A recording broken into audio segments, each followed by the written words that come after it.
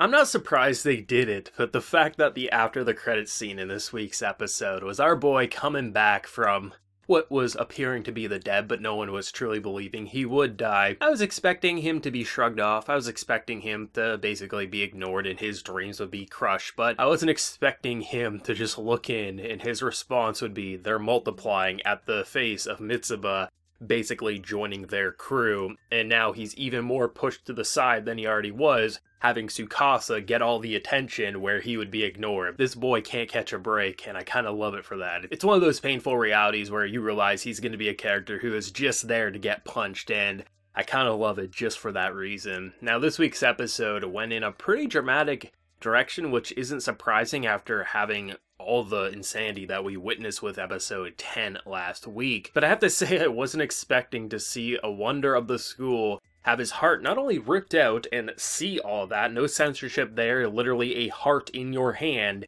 but not only that, which is kind of insane, but I mean, based on the fact that a face was getting pummeled into the floor with last week, that's not too shocking.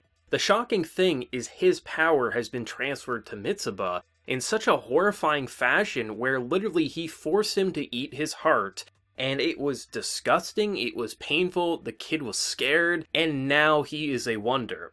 And will he stay that way forever? I don't know, because the episode ends with him taking control of the boundary and telling them to all go home for the day. Like, that is insanity. I was not expecting that, but that is a great turn of events, because not only is Mitsuba back, he's back as a rebuilt, basically artificial ghost, and despite the personality and a lot of the dialogue and just observations that he makes towards characters like Ko and how he responds to his earrings and things like that, that is very familiar to the Mitsuba we grew up with in this anime, but he doesn't have any of the memories and the moments that Ko and him made. So that is going to be something that, should we get a second season of this, would be a really great arc for sure, because you can definitely tell there's going to be some ups and downs. Now that he has that planner, he's going to be able to read up on his previous self, and hopefully there will either come a point where he can remember his original memories, or he's going to understand those memories and kind of like suck them in, because they definitely have such a similar personality, even if they are going to be two separate versions of essentially the same character, just one recreated because we have a brother who is completely sick and twisted. This episode, I think, was one of the best examples of how to bounce around between darker and lighter content, because how many times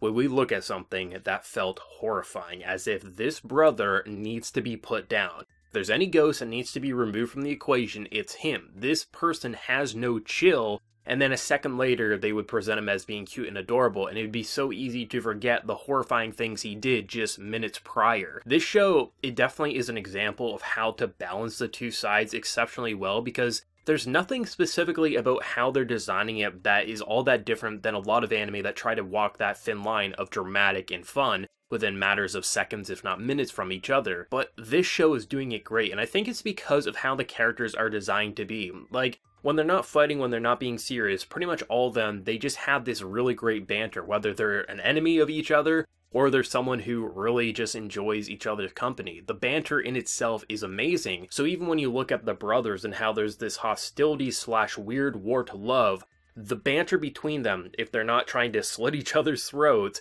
it feels very reminiscent to even the banter we can see with Yashiro towards Hanako. It's just a lot more twisted because we know the darker undertones and we can get our theories speculating on who he killed and basically why the brothers are so separated and twisted in their own ways. I really loved this episode. I haven't read the manga, I have no idea about the adaptation accuracy. All I can say is, as an anime original, watching this boundary where you look at the wonder, you say, that's the wonder, that's how it's functioned. The wonder, we rip off their seal, the boundary gets basically shattered, the boundary's still there, but it just kind of does its own thing after you no longer have total authority over it. That's what most of us just kind of assume is going to happen because that's been the formula. But by episode 11, that formula has been broken. It's literally, hey, not only are we going to brutally and horrifyingly kill someone, or at least appear to kill, I don't know. It's really hard to say what is alive or dead in the show, because, I mean, look at, we all thought Mitsuba was a goner, and then he was recreated, and we're still questioning, is that alive or is that fake? We really don't know. But the fact that you can literally transfer powers,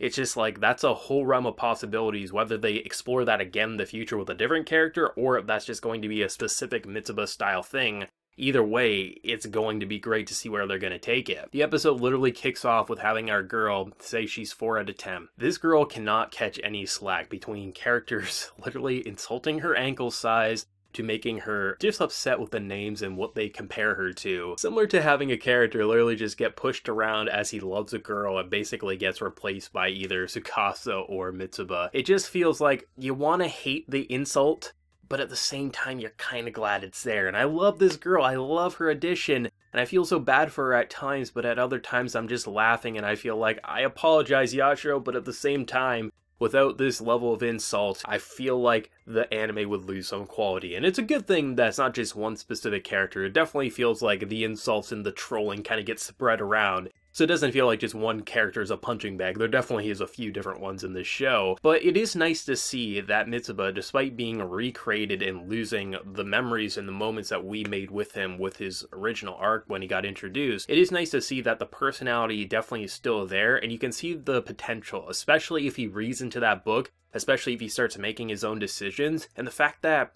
he was made into a wonder, and you look at it from the brother's perspective, and you see such a twisted and warped reality, where in his mind he believes he's doing a good thing, where he's giving him what he wants, he's making him powerful, he's making sure that things happen in the way that he deems okay and what will make this character happy, but you see it from our perspective, and it's horrifying what he's putting him through, and basically turning him into a torture subject. I really don't know what goes on in his head. I don't know how he comes up with what he does, but I completely understand why Hanako is so terrified of him, and why when he comes in for a brotherly hug and he's looking all cute and adorable, why he never goes into that same moment, because he fears them for obvious reasons. I think just with the amount of characters we have on screen, from having an adorable fox who will chomp your head off, then it's just kind of transitioned to her kind of having this like bonding moment, realizing that Ko and her are actually a little similar with what they've lost, and they can have that moment but still transition back to a fox wanting to chomp your head off. It's nice that the characters that get introduced aren't one and done for the most part.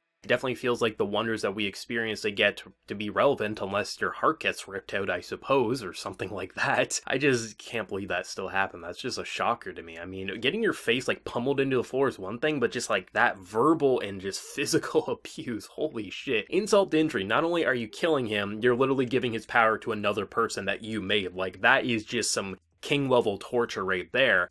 But honestly, I'm kind of glad it happened, just because now Mitsuba has such a possibility to be such a tragic or really hopeful arc, because, I mean, it started off so horrible and then it ends in a way where it kind of feels like the brother feels like he's doing a good thing. He wasn't being mean to him in the end, but I mean, if you think about what he did to lead up to that, do you really want to trust him? No. And I just don't know what to feel about that side of the crew, where you're spreading rumors, you're causing misfortune, but maybe you're just a lost soul yourself. I don't know, but I think if anyone's heart deserves to be ripped out, it's probably Tsukasa, if I'm being 100% honest. But then again, maybe there's a twist to his story that I don't know, but even if you have the worst life, I don't think it excuses the current actions that we're seeing in a lot of cases. And like, that conflicting feeling where I just don't know what to think about him is such a rewarding feeling, because it's so easy to write a character who you absolutely despise, you want nothing to do with him in the series, but I'm glad he's a part of it, because it's such a mystery and conflicting contrast to what we see with Hanako and his side, and you wouldn't have it any other way. You need that